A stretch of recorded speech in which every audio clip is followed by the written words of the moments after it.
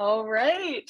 Hello, everyone. Welcome back to another 30-minute Thursday VMR. Today, I'm really excited because I have the privilege of getting to discuss a case with Robbie. And I'm so excited to just, use today as an opportunity to learn and just hear an awesome case from everyone. So if anyone has a case they would like to present, please unmute, make yourself known, let us know in the chat if you have a case. We would love to learn from it. Robbie, how are you doing? I'm cruising. I'm on the wards, which is so much fun. I get to work in the ER most of the time, but sometimes I get to join a medical team on the wards, which is really, really fun. And just like hanging out with you today, you're hang out on the floors, you're seeing patients together. It's very intense and sort of incredibly nerdy. So I'm having a great time doing that. I'm excited to do that with you all today. And honestly, even if you have what you think is a very simple case, it's so nice to be able to engage with you. Small talk about the weather, yeah. Small talk about cases, let's do it. It looks like Amanda has a case. No way, really? Like the good old times. Woo. All right, Amanda, I'll hand you the mic to reintroduce yourself, though I don't think anybody really needs an introduction from the one and only Amanda.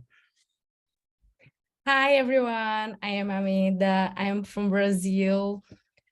It's a case of today. It's a great case and old, but very interesting. And it's a case that I recently saw the patient, and I'm so happy to present to you. We're happy you're presenting. So thank you, Amanda. Let's go with Lena. And I just miss the sound of animals and birds from your former VMR screen. You're in a different place now. What happened to your prior location? I am in my city and not at the farm. So that's it. I miss the farm, Amanda. I miss the farm. Yes, Hopefully I miss the too. farm. Alrighty, At the pandemic, I stay there, and I'm the city now. Perfect.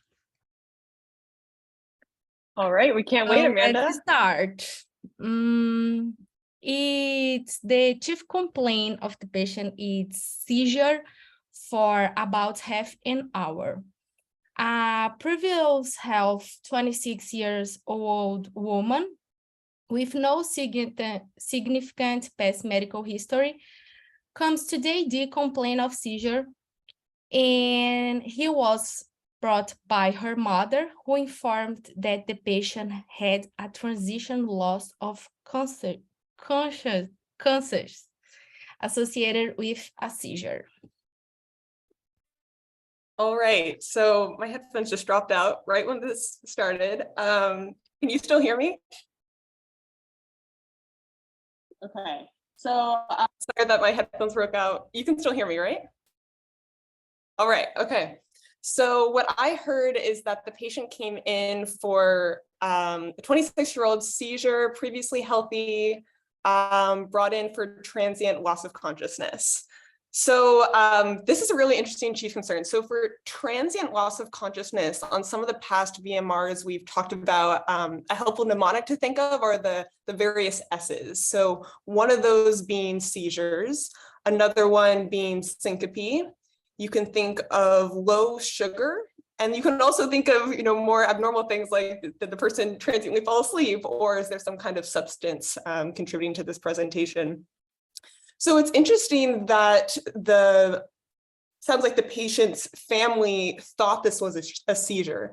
So something some more information I would want to know is what makes them think it was a seizure? Did they see the patient jerking?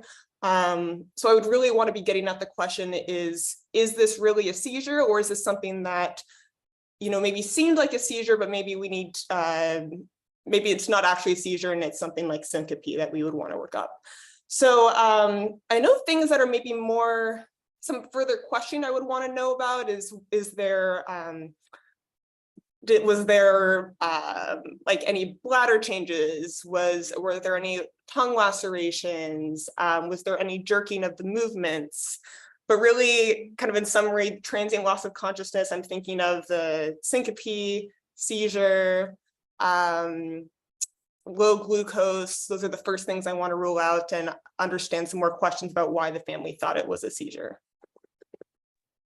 Maddie, taking us down the 4 S's or the how many S's. I think we were up to 6 at some point, honestly. But you know, the 3 most important S's are seizure, syncope, and sugar. And I love that you prioritize those. And I think you're teaching us a very important caveat, which is that something that looks like a seizure to an observer without neurologic training, even internal medicine doctors, honestly, without neurological training, can be easily confused for something else. So what's the thing to really know is to recognize that convulsive syncope exists, which means that if you syncopize, your blood pressure may be low enough that your brain starts to hyperperfuse and you have myoclonic-like movements. So a seizure-like episode may reflect a true seizure, may reflect syncope with slightly prolonged hypotension, or may represent hypoglycemia. So all of them are fair game. And how will we make progress? I think the pre and post analysis of the event are very helpful. So if this patient has had stereotypical movements and automatisms preceding the episode, it's probably a seizure. If this patient has had preceding lightheadedness and volume loss, it's probably syncope. If this patient has diabetes on insulin, it's probably hypoglycemia. So the pre-scene is incredibly helpful. And then the post-scene is very helpful. If after recovery, the blood pressure is 90/50, and the heart rate's 130, geez, like you might think, oh, are they pre-syncopal? If they have a tongue lag or have another bout that's more stereotyped, you're probably worried about seizure. So I love your caveat. It's really important not to get locked into seizure, and really important to study the pre-scene and the post-scene to make more confidence about what just happened. All right, Amanda, back to you. So the patient reports that about 12 days ago, she started having paresthesia in the right lower limb, which remained stable. She also reports intensive olecranial headache without improvement and no aggravating factors, which improved with symptomatics. The patient also reports recent unintentional weight loss and non-past medical history, non-meds, denies smoking, and is a social drinker. All right, Amanda, this is a very interesting case. Thank you for preparing this and presenting for us. So we have a lot of interesting information here. So the additional information we got are paresthesias in the right lower extremity, headache, and unintentional weight loss.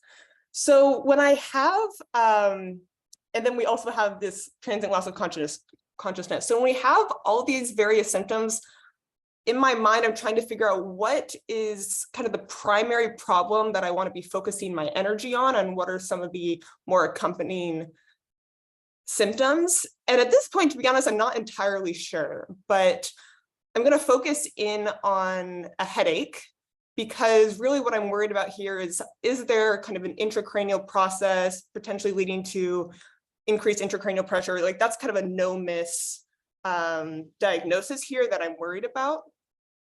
But actually on a recent RLR, they walked through like what I thought to be a really helpful approach to headaches that I hadn't heard. So, and I think it's like appropriate here. So they kind of taught us that kind of a high level approach is you can think of the external structures in the head and neck. So the, glaucoma, sinusitis, a headache that's related to more of a systemic disease. So a headache kind of like as a bystander to a systemic process. And then internal structures in the head that can be leading to a headache. And you can think of, the brain parenchyma, the meninges, the vasculature.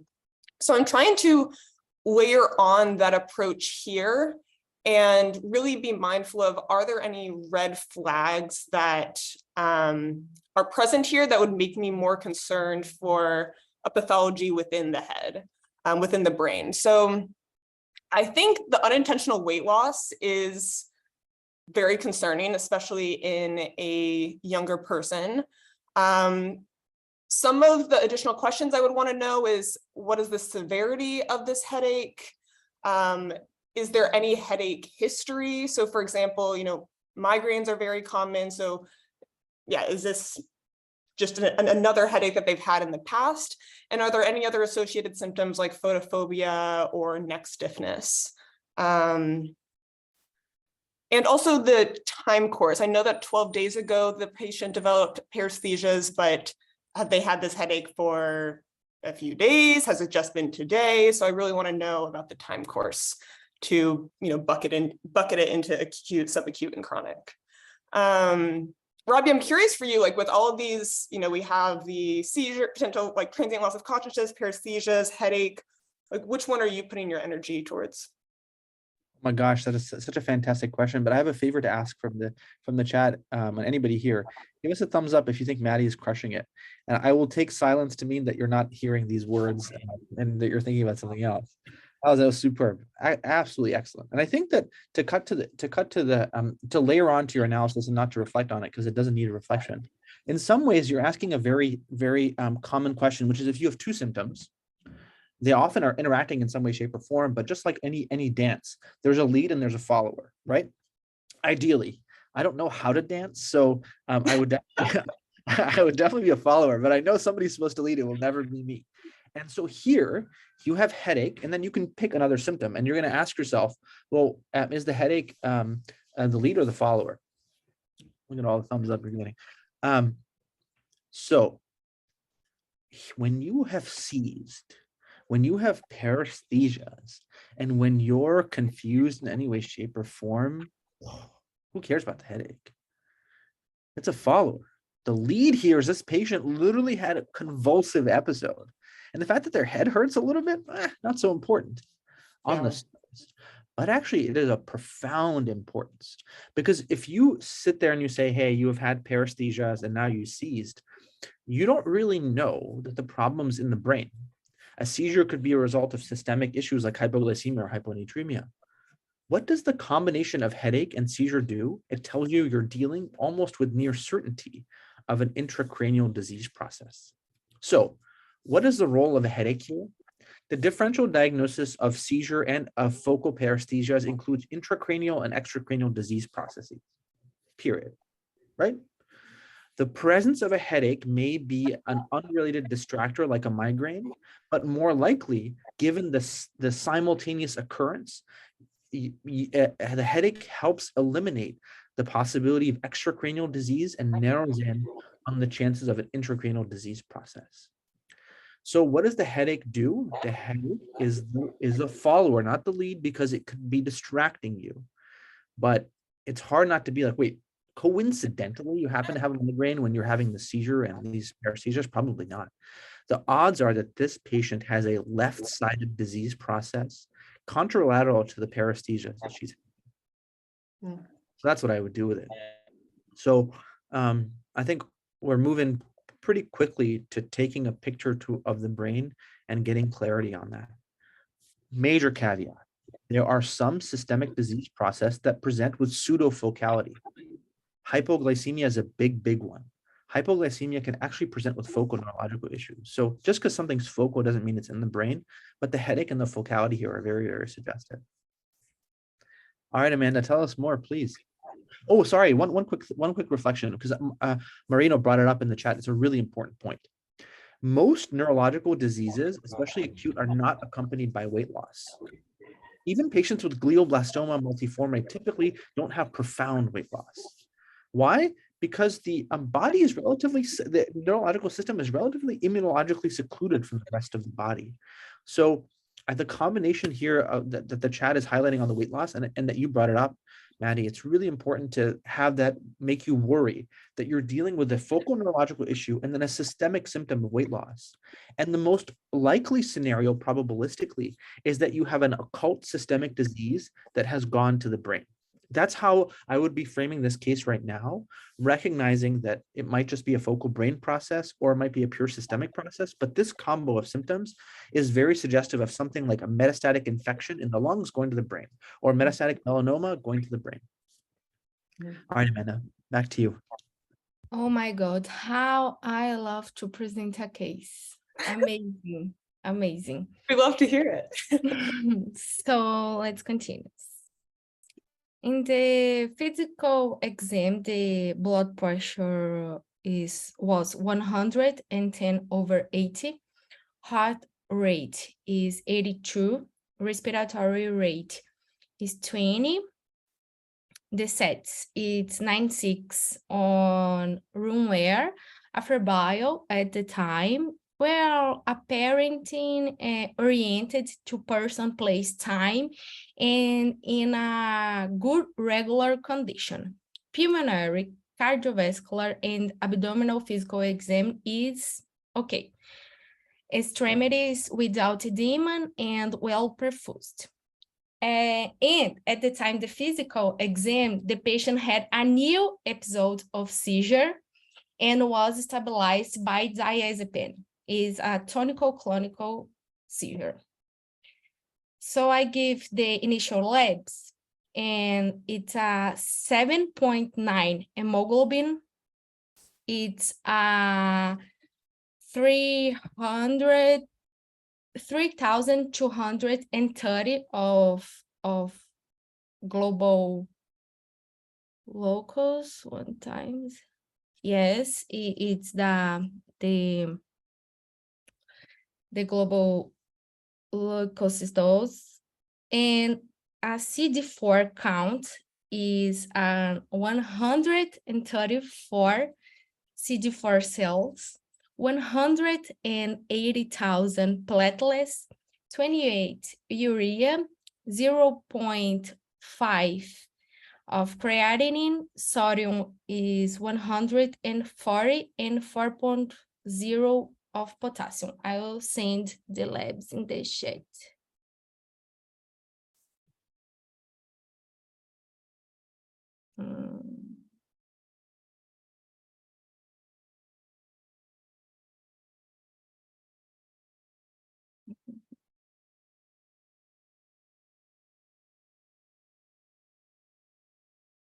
I'm nervous. Oh my God. Oh, how could you not be? Yeah. The English embellation, but You're doing an amazing job, Amanda. This is awesome. What do you think? What do you think of the data so far? I'll summarize for you, Maddie. I think the white count's low at 3,000. The hemoglobin is 8, basically. The platelet count is normal, and the electrolytes are normal. The CD4 count is 134, and normal is usually greater than 300 or 400. Already. Yeah. Your way. So, and then it seems like from the physical exam, the patient had another, seizure at that moment. So I do want to be structured about it, but I think just what's jumping out to me is the CD4 of 134. So I have done some research with like HIV patients. And so we often look at the CD4, and if it's below 200, I think that's basically the takeaway here is I'm concerned about the immune status of this patient, and I'm worried that they are immunocompromised. So the concern is, why are they immunocompromised? And just based off what I've been exposed to, I would definitely be wanting to send an HIV test, for example. But we know that if someone's immunocompromised, I think an analogy that's brought up often is kind of the spotlight. So they're at just an increased risk of your more typical infections, but the spotlight expands to more atypical infections. So yeah, the CD4 of 134 really stood out to me as an immunocompromised state potentially. And the question is, why are they immunocompromised? And then they're also anemic. So, there's a whole schema we can go through. Is this an underproduction issue? Is this a blood loss issue? Is this a peripheral destruction issue? So, we could get some more labs to investigate that anemia. But I think probably what I need to do is I find that I think I'm picking out a lot of different abnormalities here, and I'm trying to figure out what exactly is the problem I'm trying to solve here. So maybe I can try to put together a problem representation to make it clearer to me how I'm framing this. So I would say this is a young previously healthy woman presenting with, I guess, sudden onset seizures and transient loss of consciousness. But I guess it was 12 days ago, huh? Let's see. Okay, so a young, previously healthy woman presenting with sudden onset and multiple episodes of seizures, found to be immunocompromised with the CD4 of 134 and anemic. So let's see, where am I going from here? I think, practically what I would do here, you said that the patient is alert and oriented in good regular condition. So I would want to get a little bit more of a history. Has she had these seizures before? Did this really just start with these few episodes? Has something changed in terms of her exposures? You'd want to get an HIV test. I would ask a little bit about her social history, sexual history. So I think I would just want to fill in the history a little bit more. And then get some additional labs. But kind of going back to what Robbie was saying before, I think I am still concerned about an intracranial process, especially because she had this other seizure. So I think I would probably want to head in the direction of a CT scan as well. Tricky, huh? There's no way you can have a clear path. And I think one thing that I see you investing a lot of your time in is, what is the time course? You're like, wait, this happened only 12 days ago. There's no chance this is not much older. And here's how you know. If our hemoglobin, urine mine, went down from normal to 7.9 in the space of 12 days, your heart rate would be 150 and your blood pressure would be very low. So the anemia here tells you, the anemia that seems to be very well physiologically tolerated is a great marker of what the time course is. And the time course is that this is a patient who's had a disease process that's been ongoing for probably months, that has grown to a point neurologically that has become more overt in the last couple of weeks. When we see a hemoglobin of 7.9 without tachycardia or hypertension, I think the disease course is months old, at least months old, if not older.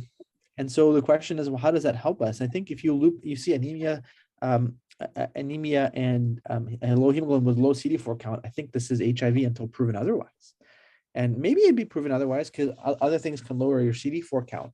So you can start to have an operating hypothesis that this patient has HIV and now has neurological symptoms.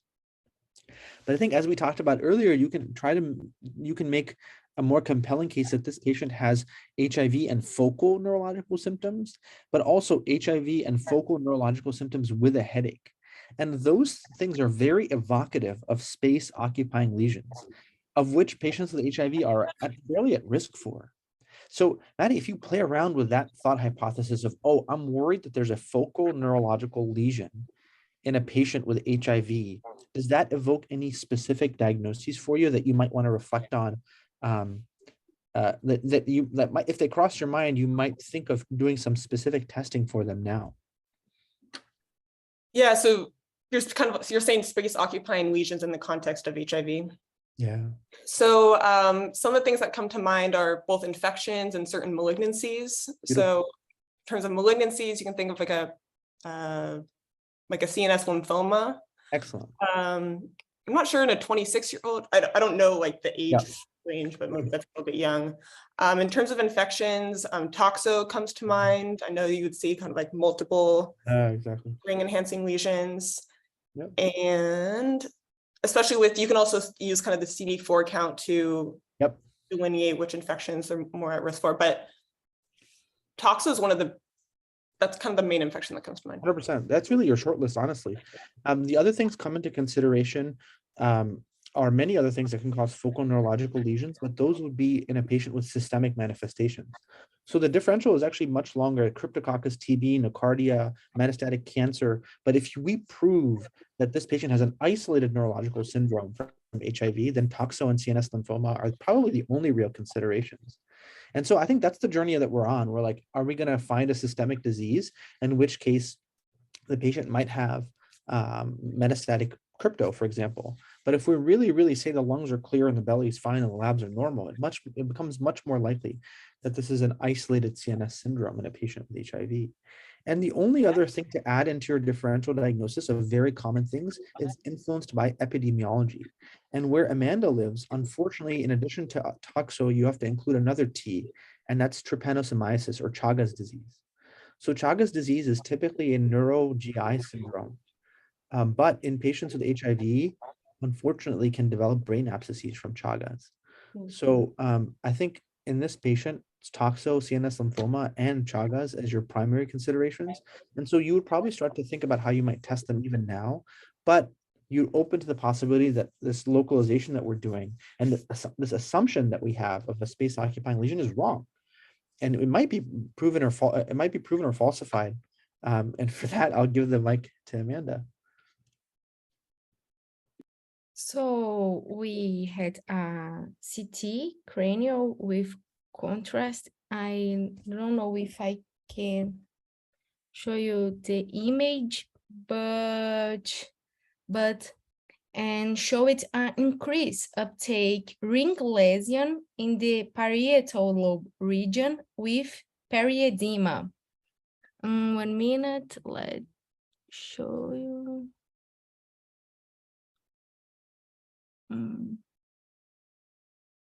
We have a CS analysis if show non-specific, just wait a minute. We see my tel. You can see. I'm thinking you're not. Oh my God.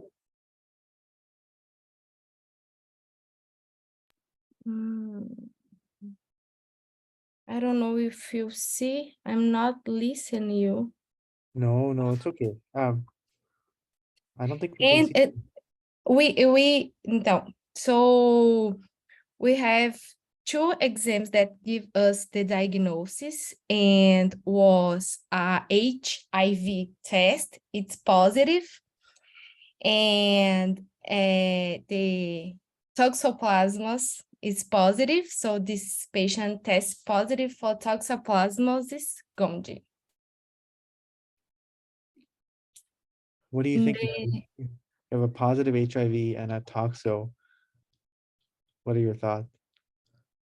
I mean, I think based off of our discussion of the last aliquot, that's what we were, concerned about. We saw the CD4 and we knew that the patient was immunocompromised. So the question was, why? And I think the HIV diagnosis kind of gives the answer. I think, we'd really want to get a viral load and, kind of start treatment as soon as possible. And, I think we had talked about, you had mentioned like, what's the differential for HIV in a space occupying lesion, and like toxo and CNS lymphoma were the main 2 we got. Yeah. So, yeah, I think that's, I don't know. I'm just, yeah. I have a fun problem to share with you. I think because I think we still have to think hard about this patient. And I'll tell you why in a second. But the truth is that nobody under the sun has ever solved a case of new diagnosis of HIV and CNS toxoplasmosis in 30 minutes. So kudos to you. Nobody ever in the history of ever, and probably will never do it again. We do these 30-minute VMRs to like really expose like get some stretch marks in terms of our diagnostic reasoning. And these are the kind of cases where it's literally impossible to like do this in 30 minutes without like feeling like, whoa, like I almost like tore a ligament here. And if you felt that way, I think that's like, ask yourself, is it really realistic to think about this case in 30 minutes? But that's the point, right? Is to really show where you can grow and find those spaces and not have them be camouflaged by having more time to think about them. So the testing for toxoplasmosis is complicated. And so what Amanda just told us is that toxoplasma IgG is positive. What is the role of that test in this analysis? It does not prove that this lesion is from toxoplasmosis. It merely says that this patient is at risk of reactivation of toxoplasmosis, so this patient could have toxo. The more helpful test is when the toxo IgG is negative, in which case toxoplasmosis is nearly excluded as a possibility. So here now you have this tension of this patient could have toxo, I haven't disproven it, but they could also have primary CNS lymphoma. So there are different ways, depending on your resources, of how you go about teasing this distinction. And your tools are to do a CSF analysis for EBV positivity, which is supportive of CNS lymphoma. But more and more commonly, we now have the ability to do toxoplasmosis PCR off the LP, which we usually wouldn't be able to do. More traditionally, and the answer on the boards in all your tests is to actually empirically treat the patient for toxo and hopefully watch the lesion vanish within 2 weeks. If it does not vanish, then you need to do a brain biopsy.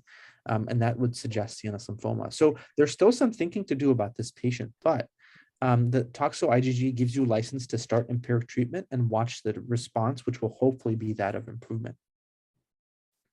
All right, Amanda, what happened to your patient? So my patient, he was treated with sulfadiazine, pyrimethamine, and folic acid. And also the antiretroviral therapy was started. And she is so great. The CD4 cells is low, and she's great. I saw her last week, and no, whoa, medicine is fantastic. Amanda, thank you so much for presenting this case. And it sounds like you just saw the patient, I don't know if, did you say yesterday or last week, and the patient is doing well. So that's so wonderful to hear. And I can imagine, a new diagnosis, if this is a new diagnosis of HIV and toxo, that's, a lot, big news for a patient to hear. So I'm just so glad that the patient had you, being a part of their care. And thank you so much for presenting. Thank you. It's very funny because when she arrived, everybody saw, oh my God, neuro case. In the end, it's infectious disease. Yeah. And it's crazy because it's a funny case and very interesting. And I'm sorry, everyone, to the crazy words in English, but I'm trying, and I love to participate to SIP-Sobers. You did great. You presented so well, and thank you for preparing the case. Amanda, you were saying that your patient is great, you're great, and we don't know your patient, so we of course believe you, but I think everybody here is thinking that you're great and you're great. We really, really appreciate you. It's very hard to present in a language that you don't use all the time, and oh my gosh, I think you do it marvelously. So thank you so much for your time and for teaching us so much. Maddie, how do you feel? Yeah, this was a fun case to discuss. I think just reflecting on how I was feeling throughout, I think for a lot of it, I didn't exactly know where to put my cognitive energy because we had a lot of different symptoms and I wasn't exactly sure, kind of as you said, which one, would you say, which one was the leader, which one was the follower? And I think I found myself gravitating towards the topics that I felt more comfortable with, so if you're between a headache and a seizure, I feel a little bit more comfortable talking about headache. So even though seizure maybe should have been the dominant thing, I was like, oh, headache, I feel a bit more comfortable talking about that. Yeah, so totally. I think it kind of just exposes where my comfort levels are in different topics. And I think seizure is one of those that I just want to go back to really learn more about. But yeah, I think it was always fun to discuss. And just the takeaway is that it's fun to discuss. I feel like I am more aware of what topics I feel more comfortable about versus not. And always like framing the problem is is always a challenge. I think that perfect is the enemy of good embodies the biggest issue I think that we all have in medicine, where we're so conditioned and guided and coached to try to get perfect scores on our tests, and that's what we have to do to be able to get here. But then you realize that kind of molding is so harmful to your growth when you actually arrive at that destination. And so I think a lot of growth happens to people early on when they suffer through that transition of, oh, I've been conditioned all along to get the best possible scores I can, but now there's no way I can know everything. It's impossible to get a perfect score. So I can either pretend that I'm doing perfectly by only talking about the things that I know, or I can just be open to the fact that most things I don't know. And it's a very tough transition. And yours is literally happening in a public eye. Like people are watching you go through that, which is so inspiring for me to witness, because mine definitely happened most of it happened privately, which is way less vulnerable than your being. But the truth is, I think yours is happening at a much more accelerated pace than mine was, because it's public, and you're inspiring many, many, many more people that I could dream to in between my third and fourth year of medical school. So kudos to you for a remarkable job, for jumping on a case that I think would make it into an NEJM CPS, quite frankly, and discussing it out loud in front of all these people. It's a real treat to bear witness to that. Alrighty, I've rambled enough. Shema, please take us home with the teaching points. Hello, everyone. Thank you so much. I lost my Wi-Fi connection, but I hope you can still hear me. So thank you so much for this amazing discussion, Madalena. So amazed hearing you again. And Amanda, thank you so much for this amazing case. So starting with some quick teaching points, as a chief complaint, we had transient loss of consciousness, and Madalena reminded us to think of the 6S that we know, like seizure, syncope, sugar, substance, stroke. And then we also learned from RG what to think of, like, as we know, seizure has a lot of mimics, and like what makes a seizure likely if we have preceding automatisms or lateral tongue bite or enuresis, and if we have like a preceding lightheadedness, think rather of a syncope. And we also learned about convulsive syncope, which is a seizure-like reaction due to global cerebral hypoxia, which is associated with myoclonic-like movements. And then Madalena gave us an amazing approach to headache. So we think of it can be a bystander due to a systemic disease. And then we also think of the categories, is it extra or intracranial, or is it primary or secondary? And always be aware to think of the red flags. There's the Snoop mnemonic that we know. And then the combination of seizure and headache, we learned to prioritize intracranial processes. And we also learned that most neurological diseases itself are not associated with weight loss. So the combination of a focal neurological deficit with weight loss should let you think of an occult systemic disease that has spread to the brain. So think of metastatic infections or malignancy. And then we saw that the patient had a low CD4 count and anemia. So we were thinking of HIV until proven otherwise. And we have seen that there was anemia without tachycardia, and we would rather expect in an acute setting these physiological reactions as a compensatory reaction, but we didn't see them in this patient. So it was rather a chronic process with a duration of months. And then we had the combination of HIV and a focal neurological deficit, and we were thinking of the differentials of a space occupying lesion. And depending on how the CD4 count is, like here it was approximately 100, we think of several things like toxo, crypto, also Chagas due to the epidemiology in Brazil. And then also think of primary ZNS lymphoma. And then, and differential for ring enhancing lesions. I always remember think of metastases, toxo, glioblastoma, and abscesses. So it can be bacterial, fungal, but also think of cysticercosis. Yeah, that's all. Thank you so much for this amazing discussion. Absolutely amazing, Shema. That was a brilliant recap. And thank you again, Amanda. That was a real treat. I don't think we say this loudly enough, or the CP Solvers team members who you see many of are keep VMR going. Without them, it'd be literally impossible to do this incredible work. But also a special shout out to Amanda for presenting a case. Many of you have presented cases here, and without that, it's literally impossible to do this. Like if Amanda didn't show up today, we would be talking about the weather. So thank you, Amanda. I really, really appreciate you and all of you who have presented. And please, please, please think of a case that you can present next time. We'd love to hear it, and it really brings us all together. I echo that. Thank you so much, Amanda. Bye.